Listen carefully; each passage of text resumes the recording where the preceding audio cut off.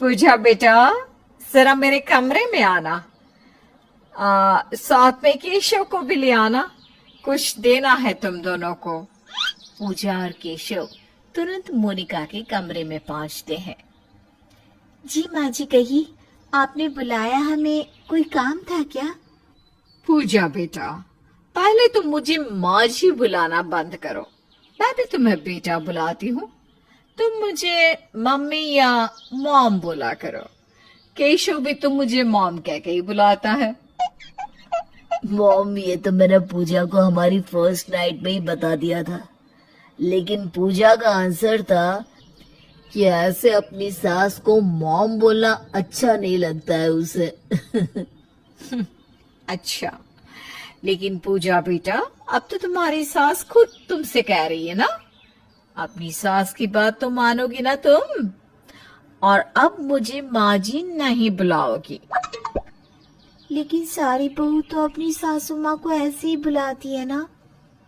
हाँ, ऐसे ही बुलाती होंगी, लेकिन तुम मुझे मम्मी बोला करो, मुझे अच्छा लगेगा। ठीक है मम्मी जी। बस मैंने तुम दोनों को यहाँ ये मालदीव्स की टिकट देने के लिए बुलाया था। ये लो केशव बेटा, ये तुम दोनों के लिए मेरी तरफ से गिफ्ट। मॉम, मैं तो सोच ही रहा था हनीमून प्लान करने का, आपने तो पहले ही कर दिया, वो भी मालदीव। सच में ये तो बहुत अच्छा किया, मैं भी मालदीव जाने की सोच रहा था। आप माँ जी के आगे ये हनीमून की बात कैसे कर सकते हो?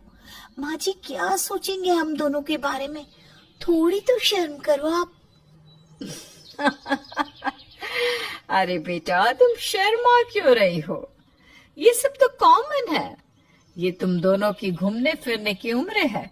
बाहर जाओ, घूमो फिरो, एंजॉय करो। इसमें शर्माना क्या?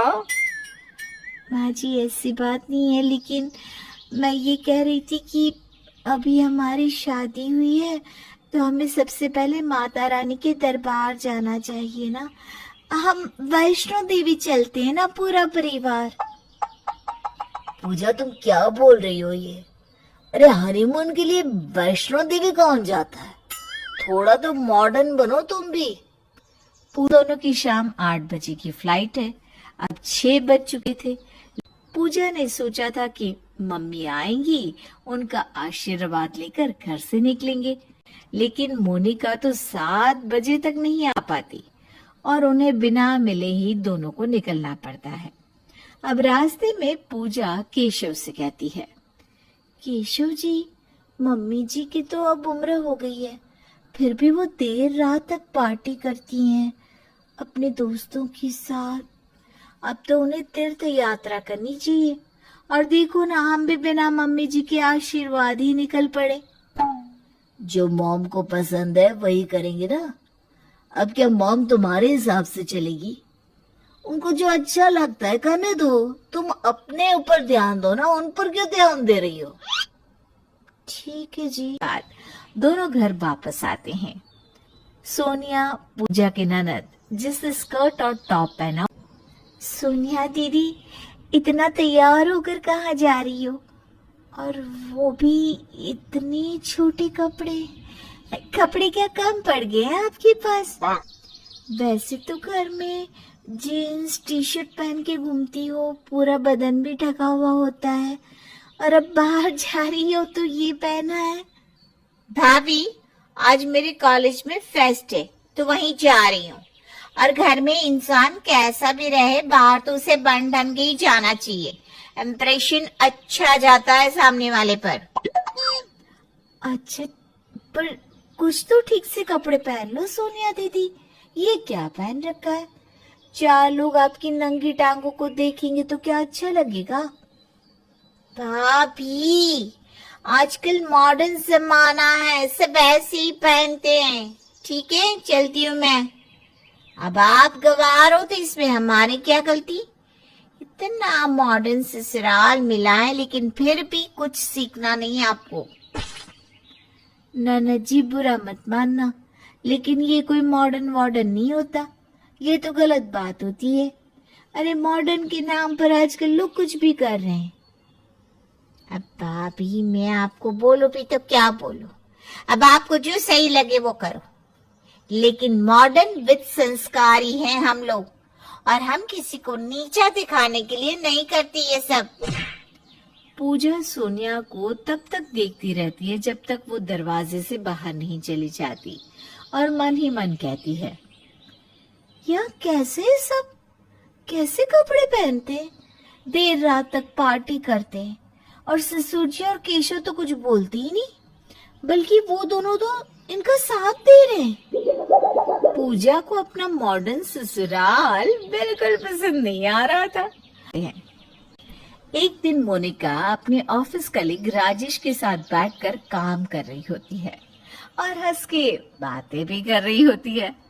राजेश जैसे ही मोनिका के कंधे पर हाथ रखता है, तुरंत वहां पूजा आती है और राजेश को एक जोर से थप्पड़ मारते हुए कहती है, आपको शर्म नहीं आती?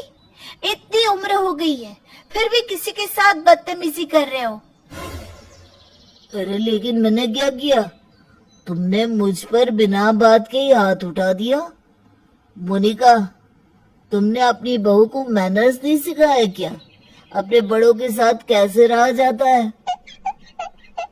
मैनर्स की तो आपको जरूरत है, किसी के घर में काम के बहाने आते हो और यहाँ वहाँ हाथ रखते हो। मैंने अपनी आंखों से देखा है, आपने माँ जी के कंधे पर हाथ रखा। बहू, तुझे कोई गलत फहमी हो गई है।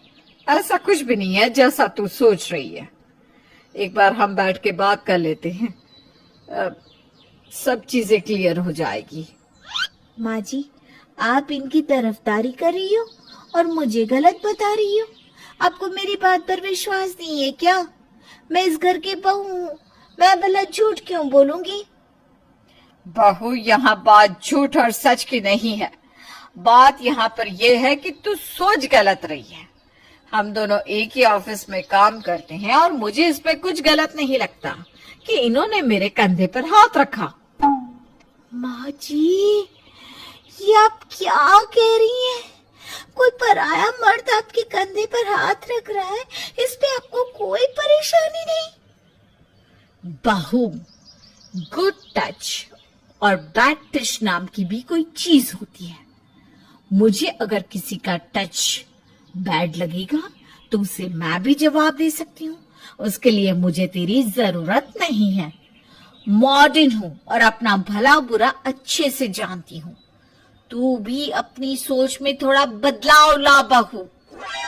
अपनी सास की बात सुनकर पूजा वहां से गुस्से में चली जाती है। अपने मॉडर्न ससुराल में रहने के बाद भी पूजा में कोई बदलाव नहीं आ रहा था। कई दिनों तक यही चलता है। कुछ दिनों बाद जब पूजा के ससुर का एक्सीडेंट हो जाता है और उसी समय मोनिका काम के सिलसिले में शहर से बाहर गई होती है। पूजा अपने ससुर की पैरों की पट्टी बदल रही थी, तब कहती है, ये कैसा ससुराल है पापा जी, जहाँ एक पत्नी को अपने पति की कोई चिंता ही नहीं है।